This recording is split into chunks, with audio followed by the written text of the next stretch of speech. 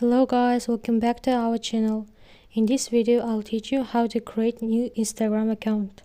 First of all, make sure that you're connected with the internet, so let's get started. It takes approximately 3 minutes for creating it. At first, open your Instagram, and if you haven't already an account, tap on the three lines in the right corner and choose Settings and Privacy. Go down and tap on Add Account and Create New Account. Create your own username and password.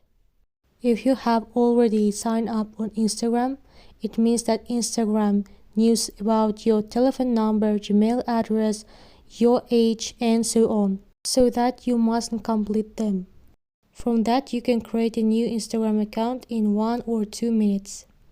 After this process, Instagram will suggest you to find your friends, to add new photo reels, to follow on celebrities, and so on. You can skip all that offers. If you have some problems with the Instagram, subscribe to our channel. With the help of them, solve your issues. I hope that this video was so useful for you. Don't forget to like it and subscribe to our channel.